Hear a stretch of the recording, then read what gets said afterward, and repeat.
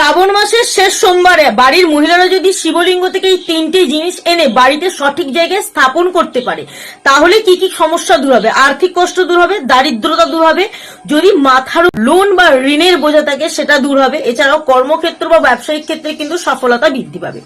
তার জন্য আপনাকে শ্রাবণ মাসের সোমবার দিন মন্দিরে যেতে হবে, শিব মন্দিরে যেতে হবে। আপনি বাড়িতে শিবলিঙ্গে থেকে এই তিনটে জিনিস বাড়িতে রেখে দিলে কিন্তু সেটার কোনো কাজে লাগবে না, আপনাকে শিব মন্দিরেই যেতে হবে। শ্রাবণ মাসের শেষ সোমবারে যখন আপনি শিবলিঙ্গে জল ঢালতে যাবেন তখন অবশ্যই কিন্তু আপনাকে মাথায় রাখতে হবে বাড়ি থেকে শুদ্ধ জল অর্থাৎ বিশুদ্ধ জল বাড়ি থেকে নিয়ে যেতে হবে। যে বিশুদ্ধ জলটা আপনি খান সেই বিশুদ্ধ জল থেকেই কিন্তু 1 ঘটি জল নেবেন, নিয়ে তবে শিব মন্দিরে যাবেন।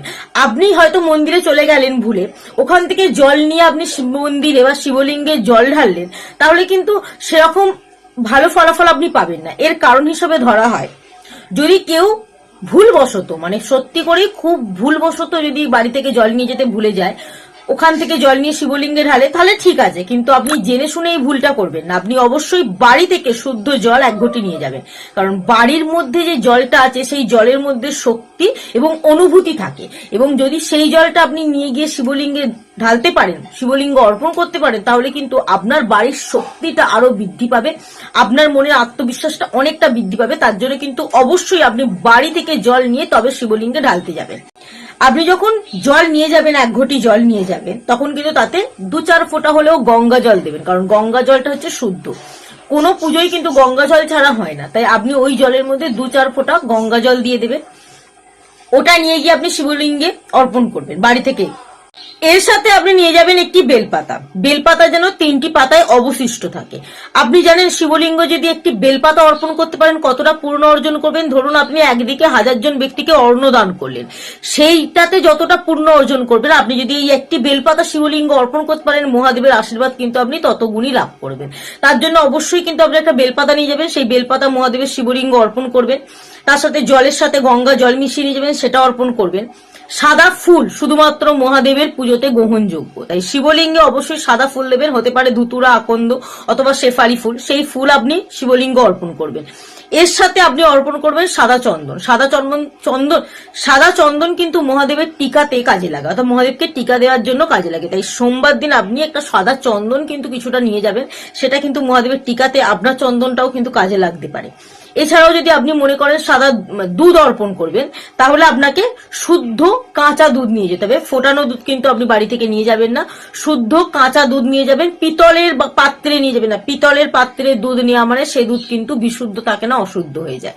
এটুকু কাজ আপনি করবেন। এবার আপনি যদি মনস্কামনা পূরণ করতে চান, সেই মনস্কামনা পূরণের জন্য কিন্তু বাড়ির মহিলারা যখন শিবলিঙ্গে জল ঢালবেন, এই 3টে জিনিস আপনি সঙ্গে করে নিয়ে যাবেন, এবং আপনি সেই সঙ্গে করে সেই জিনিসগুলো নিয়ে এসে সঠিক জায়গায় স্থাপন করবেন। কি নিয়ে যাবেন? একটা ছোট ডিপে নেবেন, তাতে মরিচ, কালো রঙের যে মরিচ হয় সেই মরিচ কিছুটা পরিমাণ ওর ভেতর ভরে রাখবেন, ডিপেটার ভেতর। তারপর ডিপেটাকে ভালো করে এঁটে আর একটা লাল কাপড় নেবেন, তাতে কিছুটা পরিমাণ লবণ নেবেন। লবণটা যেন যেখান থেকে রান্না করেন সেই লবণ নেবেন, একটা নতুন প্যাকেট কিনে রাখবেন। তা থেকে কিছুটা পরিমাণ লবণ নিয়ে মৌরি সুতো দিয়ে ওটাকে ভালো করে বেঁধে দেবেন। লাল কাপড়টার সাথে ওই ডিপেটা একসঙ্গে ভালো করে বেঁধে নেবেন। পুজোর দিন, সোমবার দিন, শ্রাবণ মাসের শেষ সোমবারে নিয়ে আপনি যখন শিবলিঙ্গে পুজো করতে যাবেন, বাড়িতে নয় কিন্তু মন্দিরেই যেতে হবে, যখন যাবেন তখন সাথে করে ওটা নিয়ে যাবেন। আপনি পুজো করবেন ওটা সাথে রেখে, আবার ওটা সঙ্গে করে পুজোর পর যখন বাড়ি ফিরবেন সঙ্গে করে নিয়ে আসবেন, এবং ঠাকুরের স্থানে কিন্তু এনে ওটা রেখে দেবেন। এই কাজটি যদি আপনি করতে পারেন তাহলে কিন্তু মহাদেব আপনার মনস্কামনা পূরণ করবেই, 100% গ্যারেন্টি। অনেকে কিন্তু এই কাজটি করে প্রতি বছর, কিন্তু শ্রাবণ মাসের শেষ সোমবার এটা অনেকেই করে।